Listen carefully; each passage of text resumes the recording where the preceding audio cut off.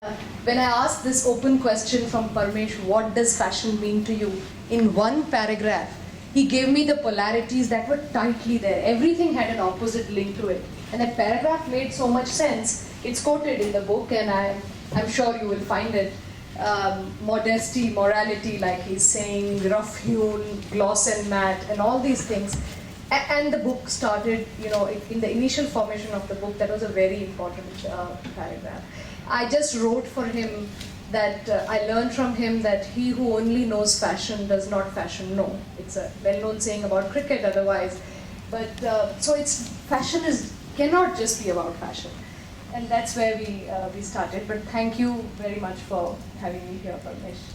Yeah, before I talk to you about the book and then we read excerpts, I want to tell you all, first of all, please do read the book because, amongst other things, it's very, very funny and there's moments of it that I look back and I'm thinking, the way she describes fashion as being about moti, kapra or dukan. I mean, it's very, very funny because she's like, this is what fashion in India is, for example. Tailor, right? Taylor describes it as. Somebody assessed the tailor industry as moti, kapra or dukan. So. Moti, kapra or dukan, right? Or there's an incident where she talks about how this page 3 red carpet culture has become so prevalent that someone meets Hema Malini and asks her, so who are you wearing? And Hema Malini says, what? And then she's like, whose sari are you wearing?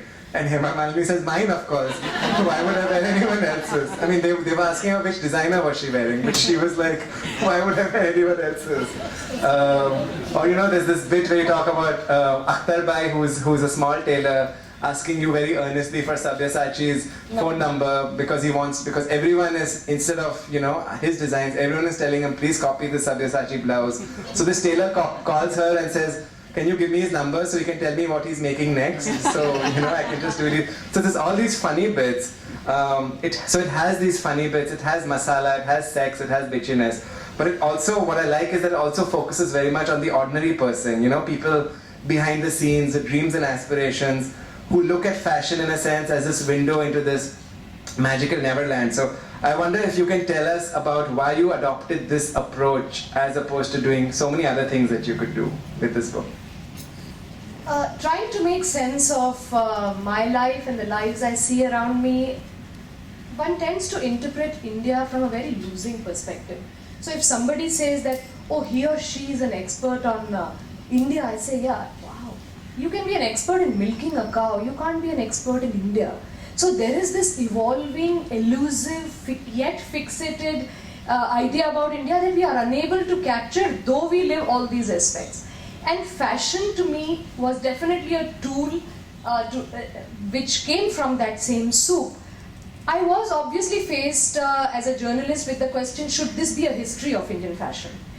And I didn't think history is important except its contextualization. It's like saying, when I was a child, somebody might say, I used to watch Durga Puja. Durga Puja instilled in me a religiousness. Today I go to the Gurdwara. You must trace the story of why I'm religious instead of looking at which god I saw when I was a child.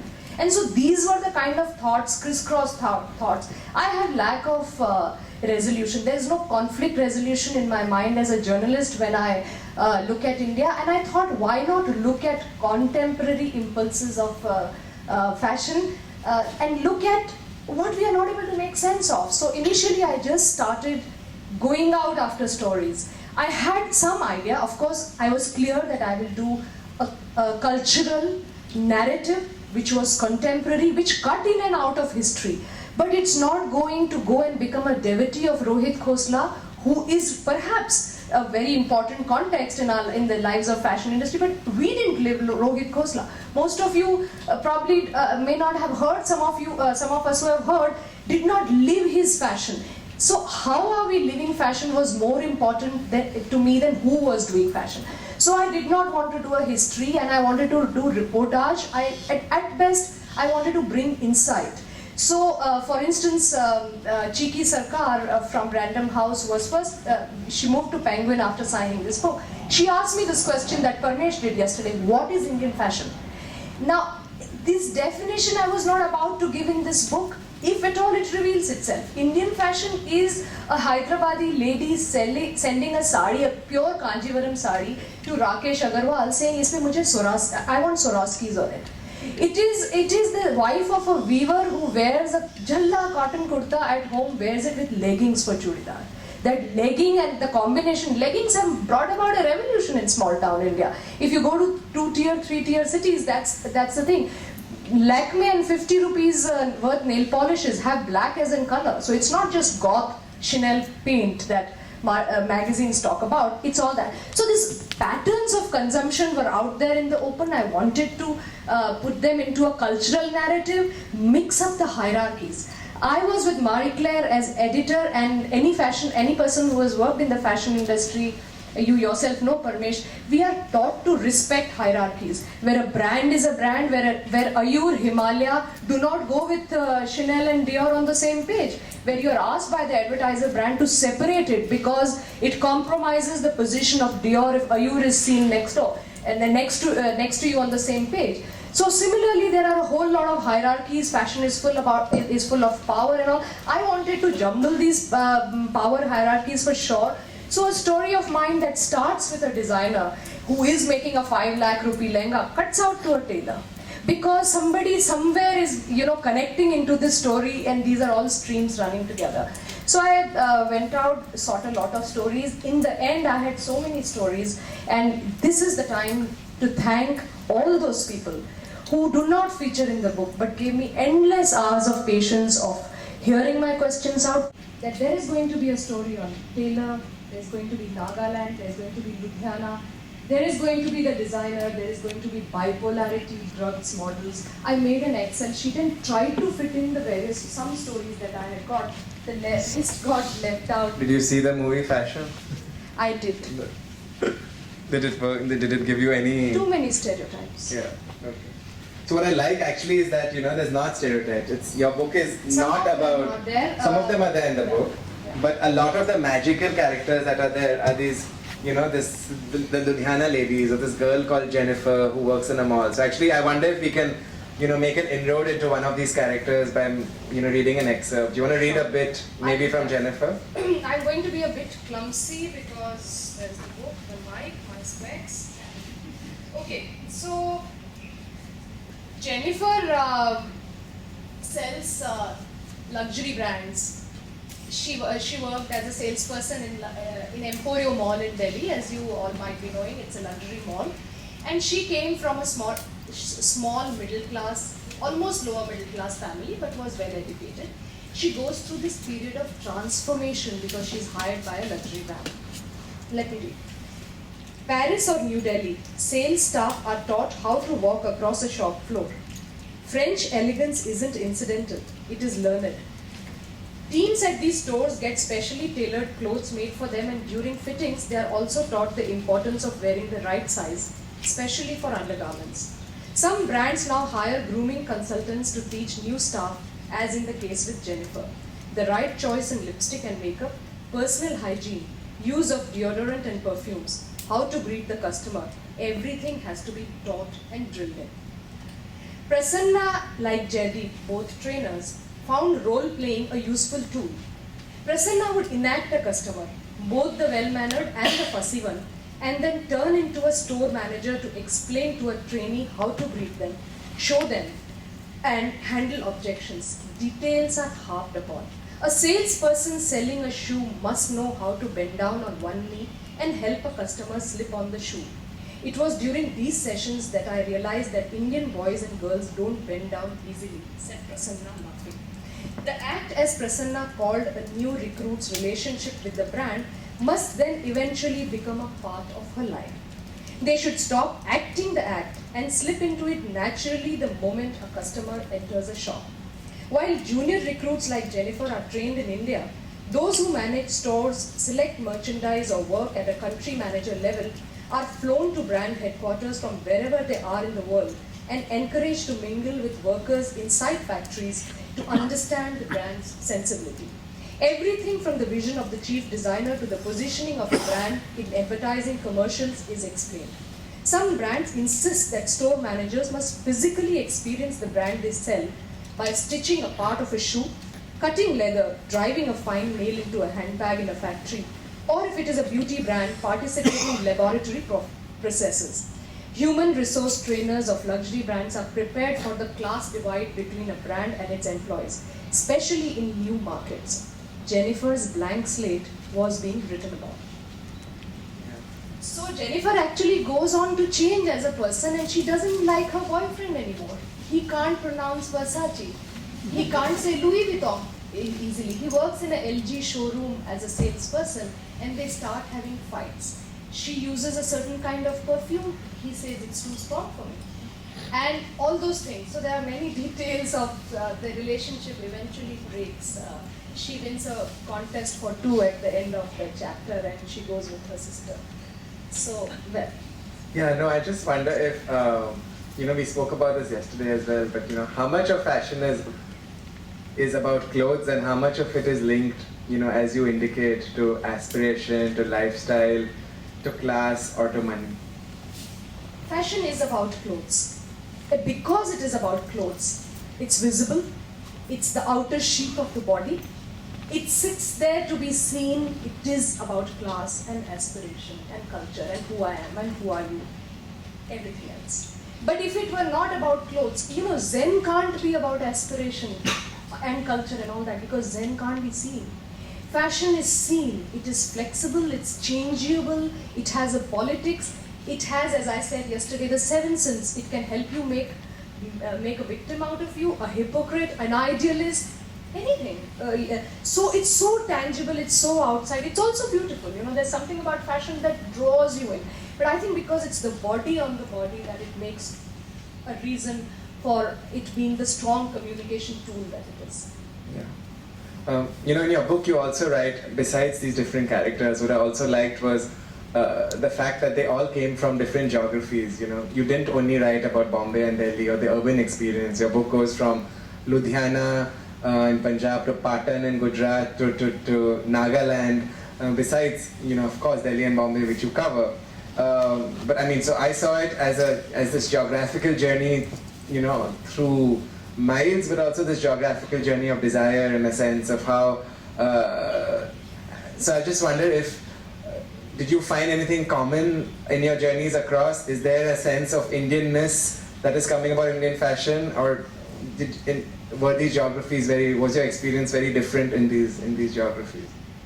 It was indeed different, despite the fact that, just like all of us sitting here, I can actually point out what Indianness can I see about all of you. That is its physical face. So I saw a lot of similarities of warmth, similarities in hospitality, similarities in how guests should be treated, how water is served in different families, a lot, strange forking out of differences and then things coming together. In clothing, I found differences. Of course, that is why Rita Kapoor Chishti is able to write a book and tell us there are 108 ways to drape a sari.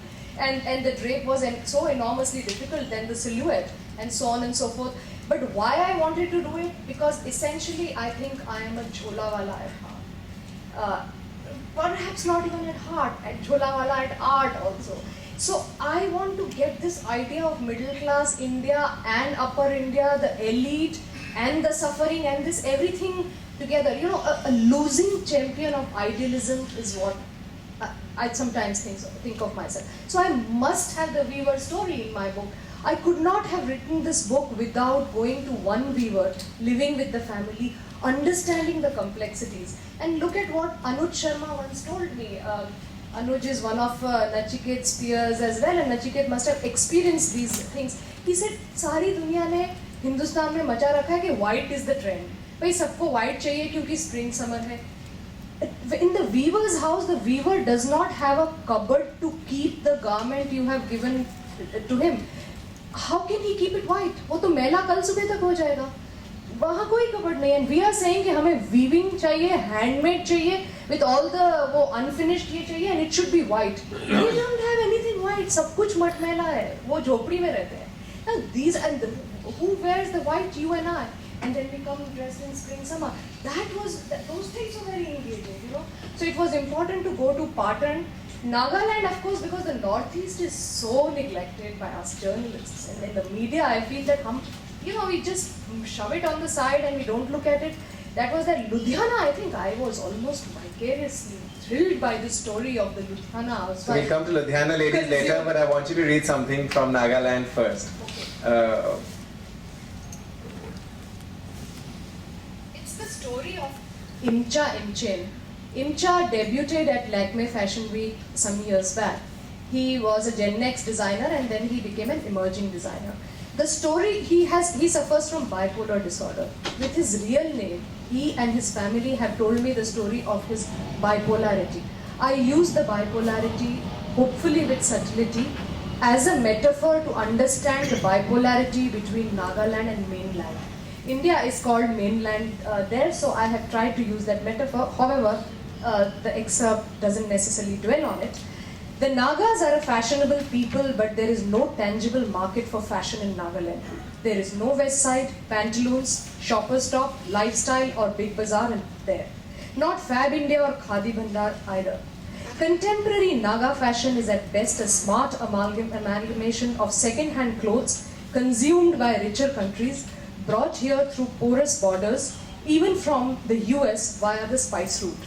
It was only in late 2011 that a fashion store opened in Dimapur and Kohima to stock designer wear from all over India. The Koreanization of the people, realized ironically through American brands in dressing, is fueled by the street shops of Dimapur and Kohima. These are called Hong Kong and Shangri-La markets.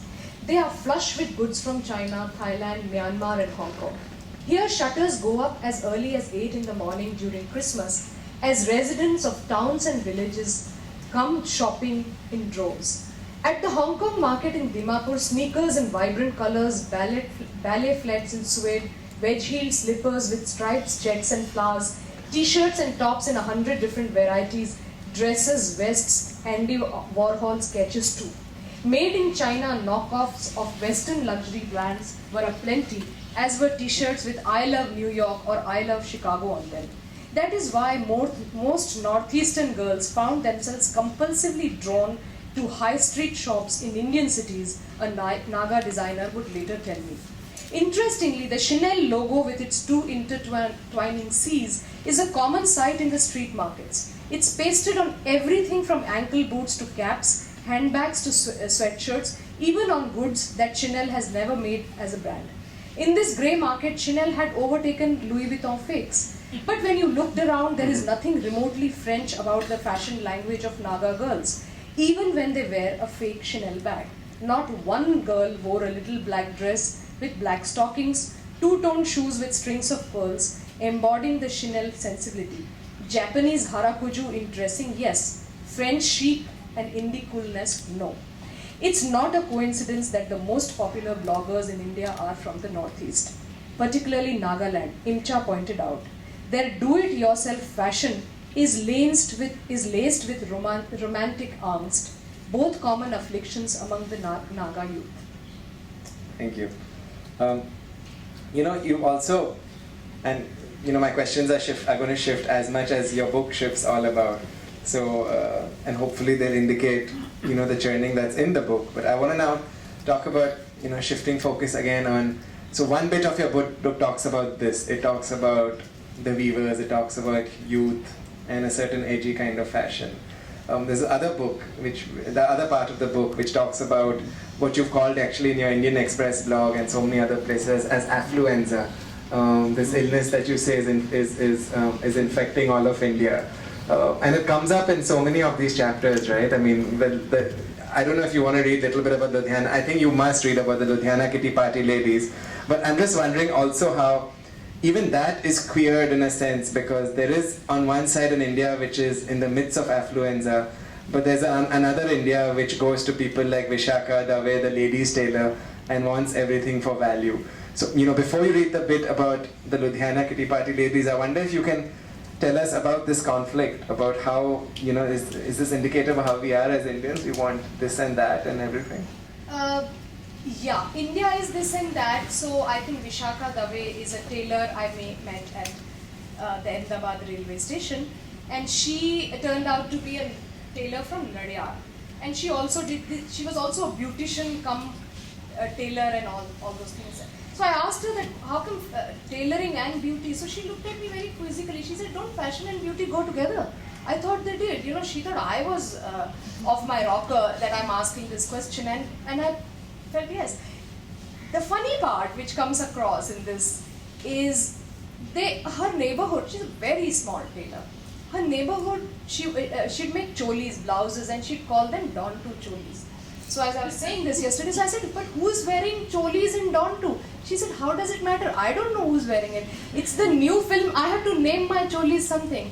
So there'll be Katrina Kaif cholis, this cut, that cut. It doesn't matter that these films did not show a single sari blouse. So she said you have to, in fact in her own words she told me, you have to hook into the larger narrative.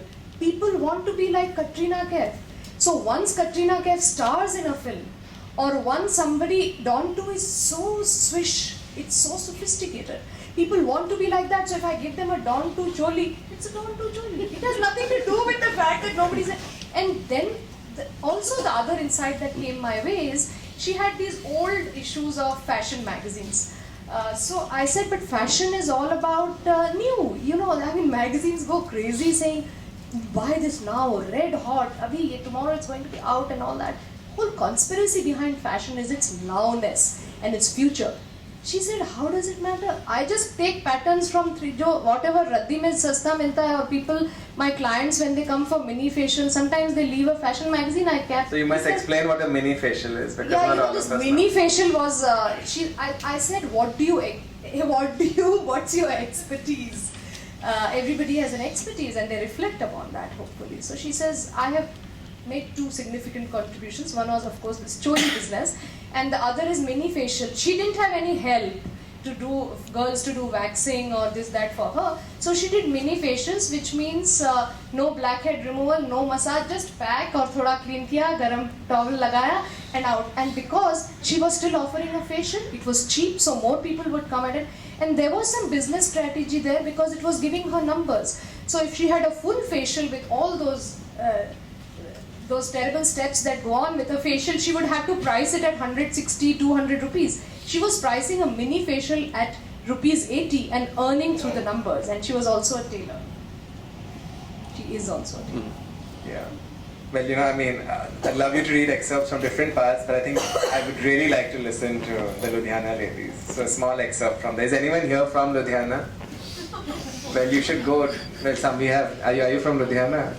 Just like neighboring Patiala. Neighboring. Yeah. So maybe this will be familiar. This will sound familiar to you. And for others, it's. I mean, for me, it was an eye opener. I want to go to Ludhiana now. So I went to Ludhiana with a traveling exhibition of designer garments. Nachiket might know that Radhika Dhawan. First row. So what Radhika Dhawan used to do was she would carry last season's clothes on a discount and carry them to different cities. And I just wanted to go with an exhibition to be able to observe consumption behavior. So here it is. Hi, where are you from? Are you a designer? A lady asked me inquisitively. No, I'm just, are you from Delhi or Mumbai? I am from, okay, no problem, ji, listen. Can you tell me where I can get the black net and sequin sari with a fuchsia border that Katrina Kaif wears in Singh is King? The one she wears when she and Akshay Kumar sing Dil Kho Gaya Ho Gaya Kisi Ka. That song, Baba, the one shot around the pyramids in Egypt, kuch yaad aaya? Me? But I have no idea. Oh, the sari that looks like a Manish Malhotra. Is it Manish Malhotra? I really want to wear that for my sister-in-law's engagement ceremony, she went on. Don't you think that sari will look better than the usual Armani dress? My friends say I should wear Armani with a beret and a pair of nice lacy gloves like Sonam Kapoor in Aisha instead of a sari shari. But what do you think? What's good for an engagement party?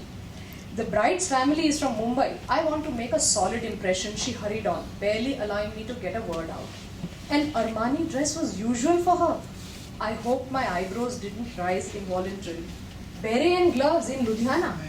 As I chatted with her at the payment counter, Dhawan excused herself to rush towards the makeshift trial room set inside the banquet hall, her thick black Swarovski wedge slippers making a rubbery sound. A gaggle of giggling ladies was trying on clothes, taking turns to come out and show them to a slender young girl, surely the leader of the chic pack. She also looked the youngest of the lot. Yes, no, not sure, can't say, she went. Right the time. See this, I can wear this with the Burberry stole that BG gave me on Holi. One young girl said, holding up an ochre Shantanu and nickel tunic.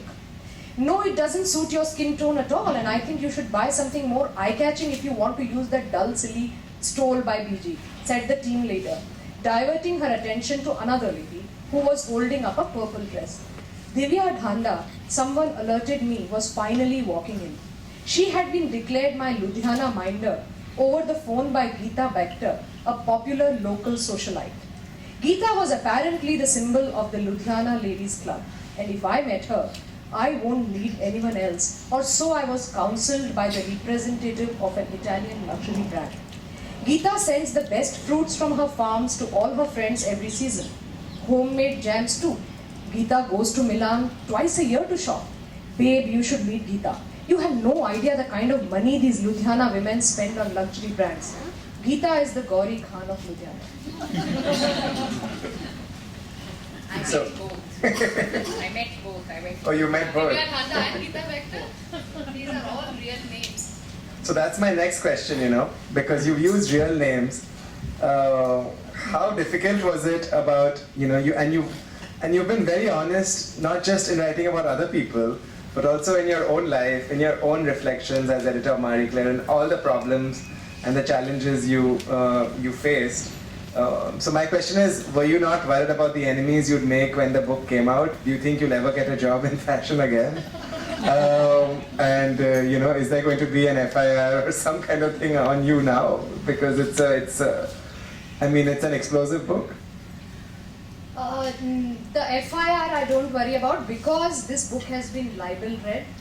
Every quote from a real person has been checked and verified on email. Every single quote.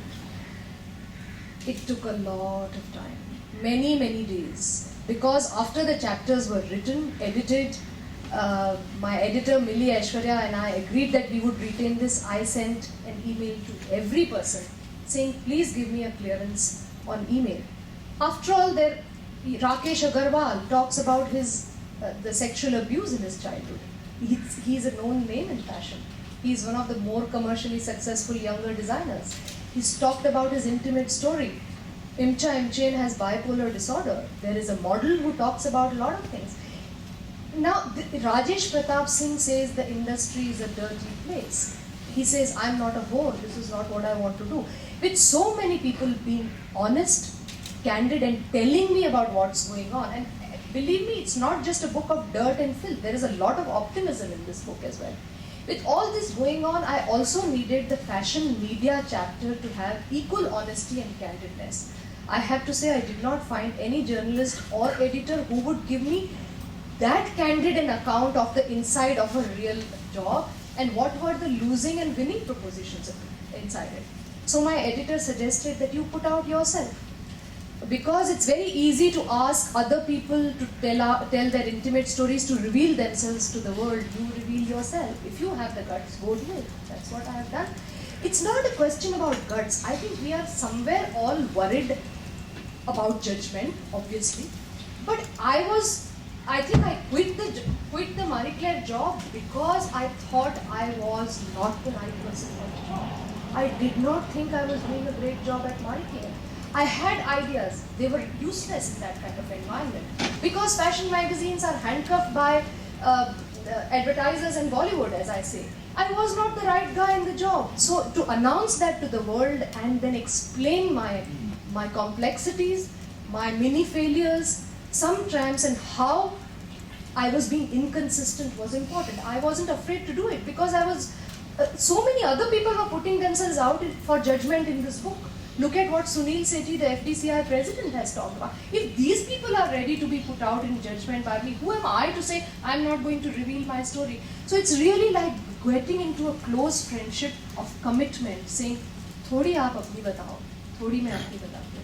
And that's what this book is about. Well, it's very bold and it's very brave, and it's, I think, that's what stands out the most, that rawness and the honesty. Are you So- scared to go back to Ludhiana? No, I think, first of all, again, I have checked all these quotes with all of them. Presumably, when they read the chapter, they might feel sized up by that's the truth.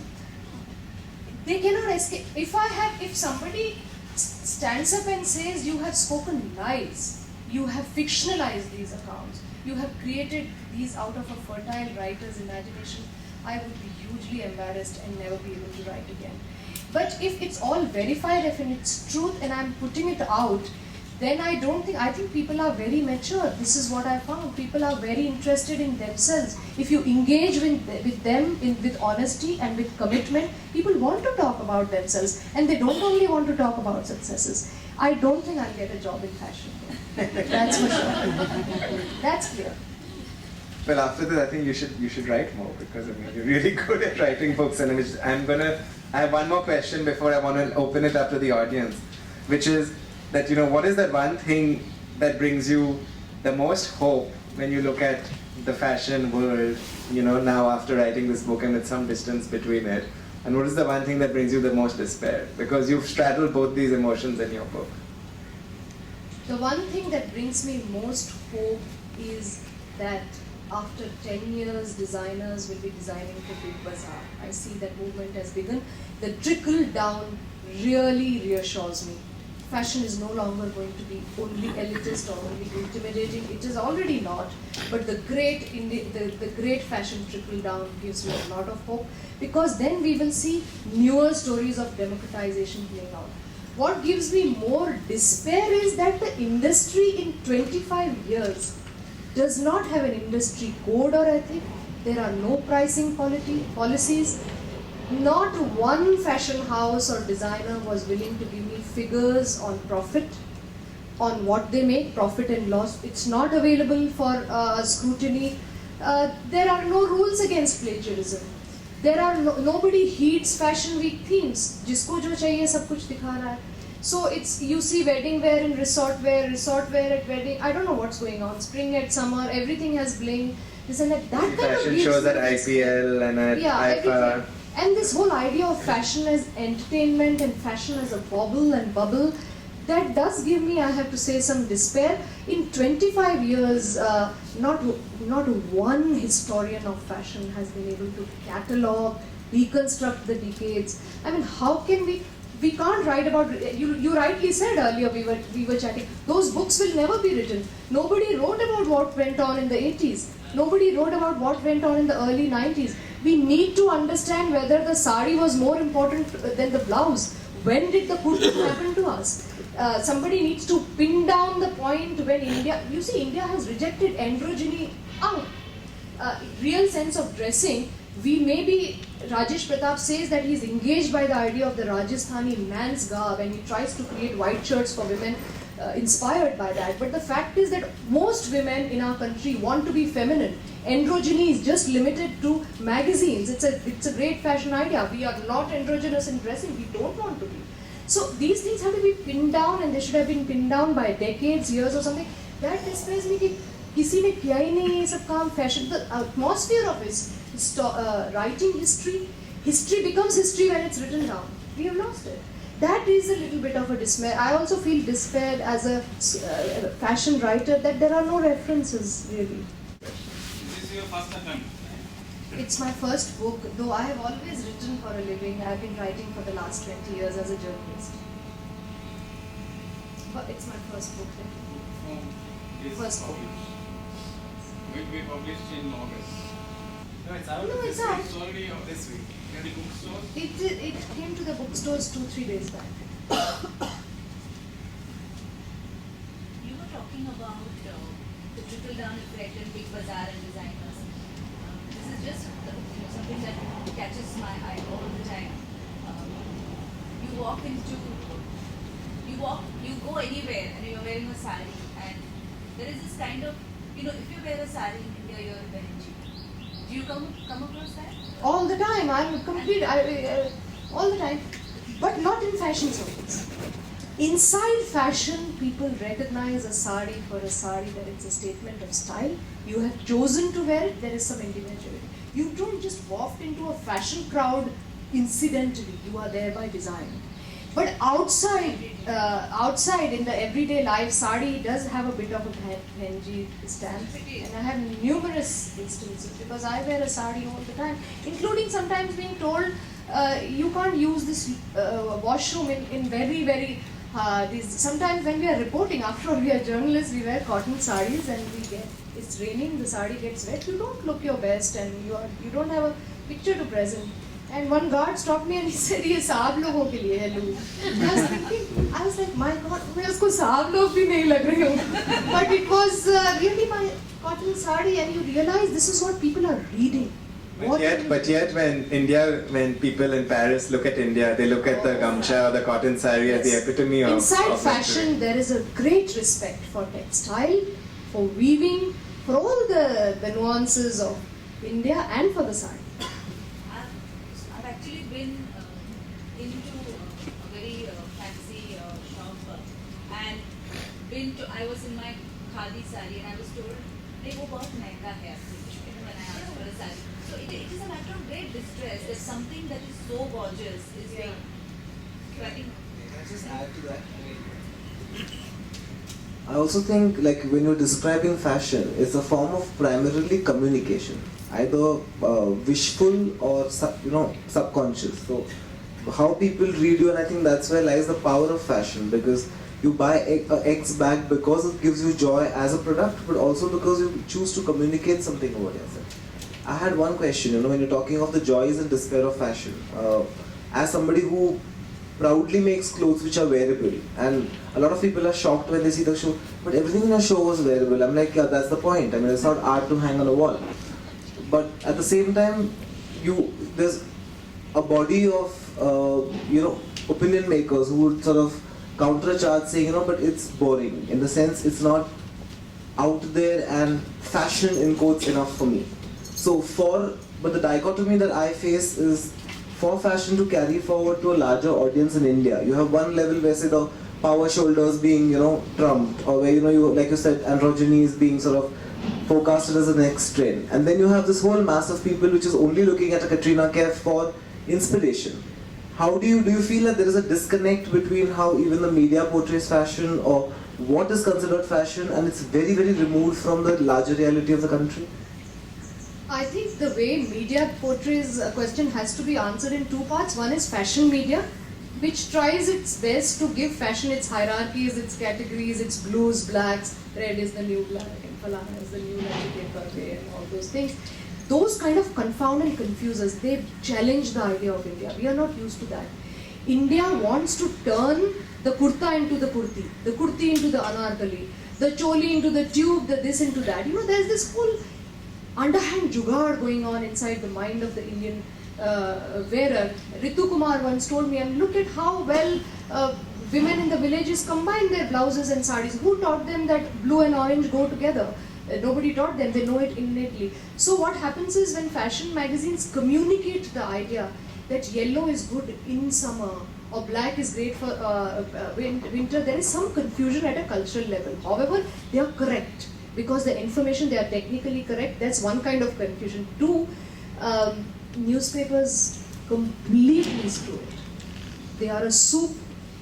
You guys write autumn winter, you're making a collection for autumn winter, next morning we are reporting that ye kal dikhaya. We are not telling the reader, you're not going to see it in the market for next 6 months. Be alert. This is for, slowly of course there'll be this education, and those who understand fashion will get into its seasons and all that, but I think the larger point of miscommunication, intimidation of fashion is indeed coming from the media. I do feel that. But about something you said very important, and I'm glad you raised that question, if I may quickly answer it. Wearable fashion. Fashion is also, because you're showing in a fashion week, you have the buyer, you also have the critic, you have the spectator. So there must be some fashion that is spectacle.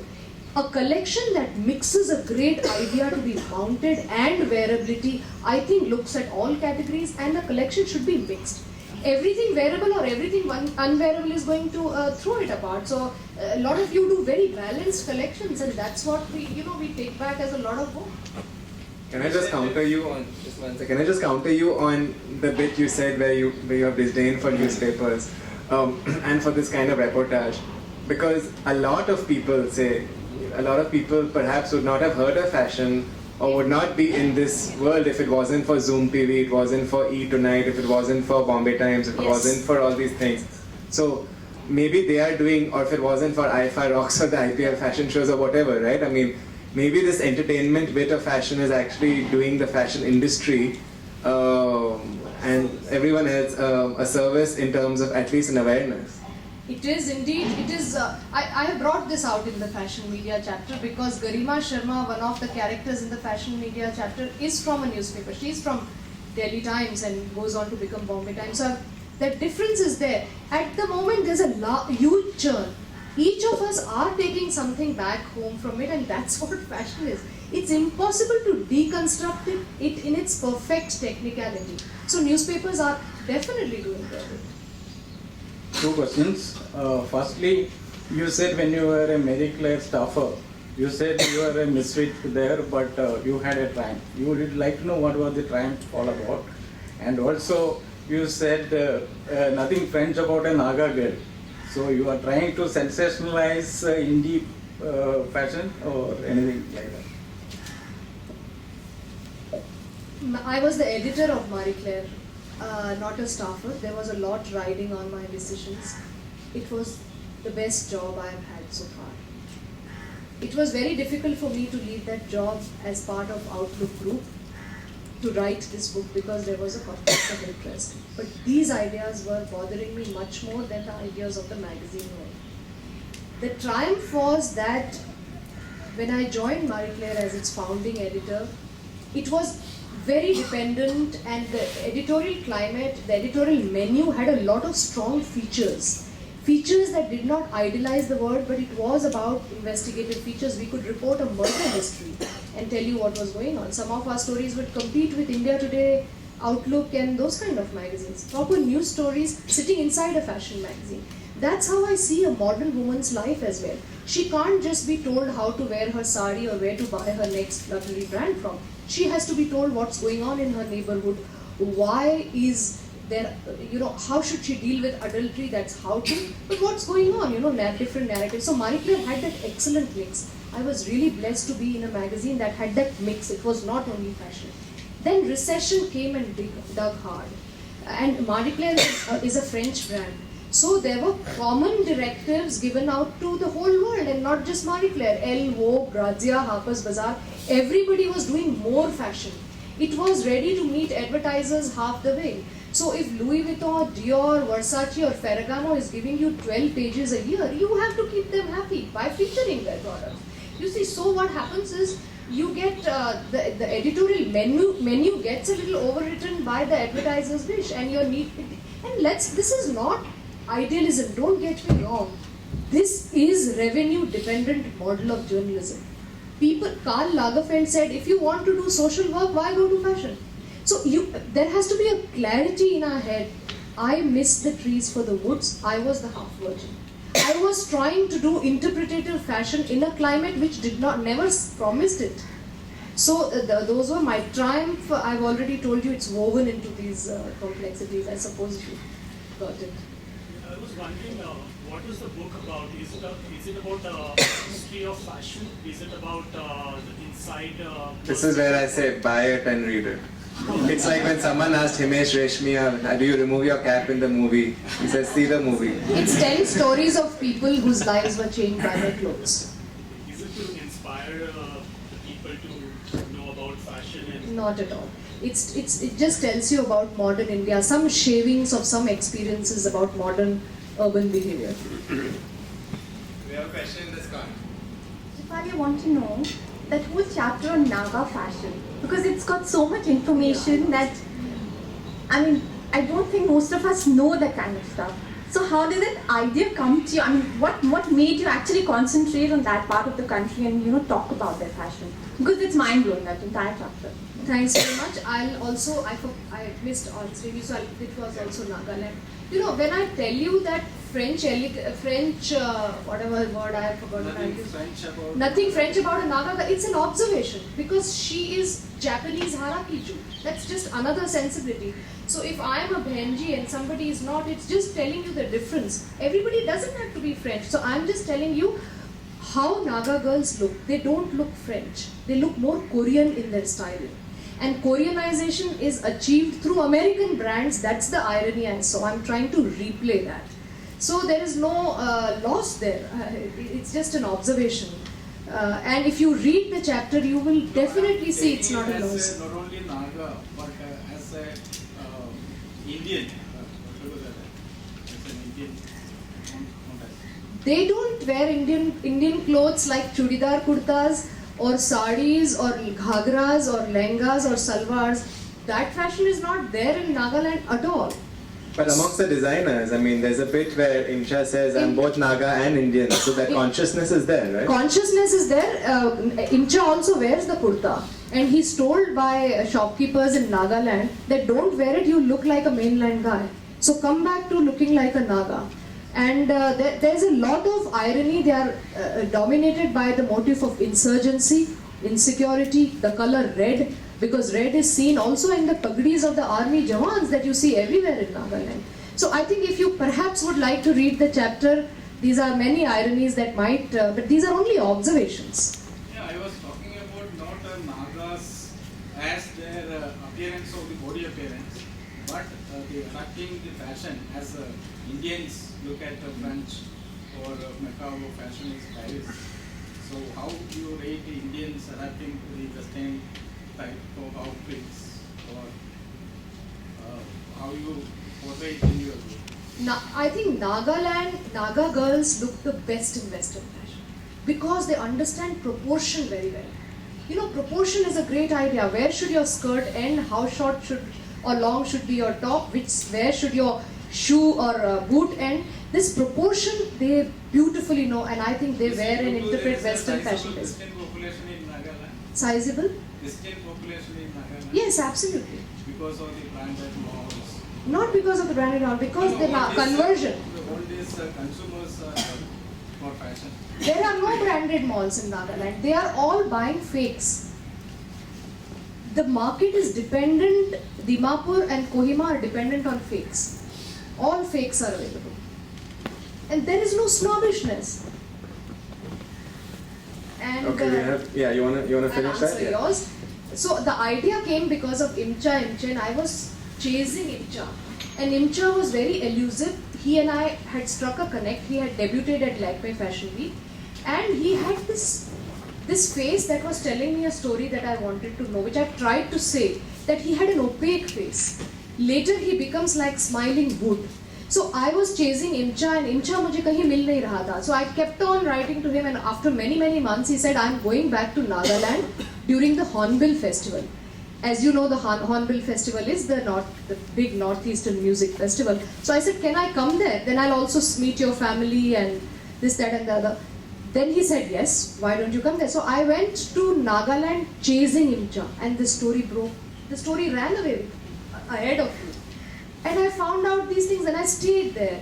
And I met these girls, and I had Naga food, stayed with Imcha's family. Then all that information, I just got after that, seeing the Miss Nagaland contest and all that. So it was really pursuing Imcha to Nagaland. It was meditative. I wanted definitely Imcha's story. And I thought through Imcha he'll be able to interpret something of Nagaland for me. But I did not expect it's going to become this story. The stories did run away on their own. I just became the medium, and I shifted back. They became bigger than any other plan. Yeah. So we have, since we started a little late, I'm happy to go and allow 2 more questions. And then, but knowing fully well that we can ask Shefali as many questions as we want over snacks that follow. So if there are any more pressing pop, there's one in that. I love it when questions come from corners, because they make me walk and lose my rotundness, which is not fashionable these days, it seems. Hi. Do you think the sari can make a comeback, or what does it need to do? Just from a, let's say, a 5-10 year perspective. The sari has come back. Yeah. It has come back in fashion. In the fashion industry, on the ramp, it's being reinterpreted.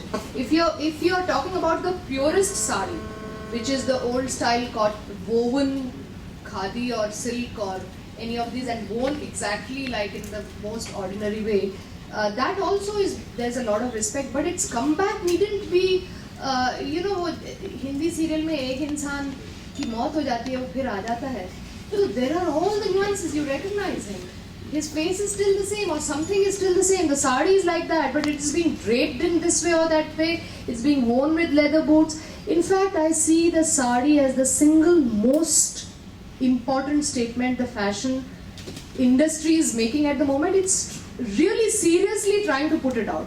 Even designers who never touch the sari, Nachiket will board me out, send out a few saris at the end and say, Anupama Dayalu makes resort where she ties saris on shorts, and not that every interpretation of sari is not nice, nor is it elegant, but the sari is alive and kicking. So its comeback is very truly there. And I see the cycle turning back and the purest sari coming back to us as well.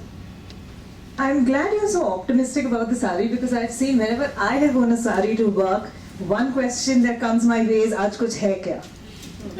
I was talking of the fashion, inside the fashion industry, I said this. So it really pains me that today young girls of my generation can only wear a sari at a wedding or an engagement. And we, like our moms, don't wear a sari to a friend's place or whatever. So that is something that that really saddens me about the sari. I just had a comment. Yeah, I think it's a valid comment. Shefali, are you sorry about, you're not sorry about her comment? I wear a sari every day to work. Yeah. But she has a point. Yeah. That's true. But in fashion industry, on the ramp, the sari is alive. Well, if you look at what sells, and if what sells is mostly bridal is sari. So saris are selling. But I mean, so I think both of you are right. The sari is the biggest part, but it's a part for occasion. It's not a part of daily, right? Actually, I'll start with the anecdote coming back to the Katrina Kaif song. There was a client who, was super loaded with a private jet in her 50s, who came to me after she saw that song and said there's apparently a visual of her in a pink mini skirt. And she wanted it for a wedding anniversary. And I had a long time convincing her eventually to buy a maxi instead, which is flattering in the right places and concealing in the right places. Of course, I had to give the Aishwarya example to say why she should wear a maxi and will not look like a nightgown. So what I wanted to ask you is, like, when you're talking of the trickle-down effect, which is in the near future, at the moment, how do you see what medium do you see translating fashion to a larger audience without losing on its appeal? There is a lot of bad taste in this trickle down and tacky garments going around. But yesterday, Pawan Sarda of Big Bazaar made a presentation at an event, fashion event that Parmesh had organized, and I noticed, which riveted my memories, that the campaign of Big Bazaar has an H&M kind of youth culture photographs, young people in shorts, colored t-shirts, long chains, loose hair, freedom, no enslavement and all that, shot by Prabuddha Dasgupta, who also shoots Vogue covers, who shoots shows in Paris and this and that. And in this trickle down, what is getting translated is like, if I learned French as a language, or Tamil as a language, I'm going to halt, be reluctant, fumble, mumble, till I start speaking it well. I see it yet in that phase. The vocabularies are there, the aspirations are there. It's not like anybody can make a kurti as well finished as you can from a designer store. I'm saying this in the tailor chapter, that they're constantly copying designer wear, but there is no replication really, because the finished idea, construction is completely different. So it's like French seekhna hai, but abhi aa nahi rahi hai. So we are saying, oi. So instead of we. So really it's something like that. It's transmutating and pulsating, not there.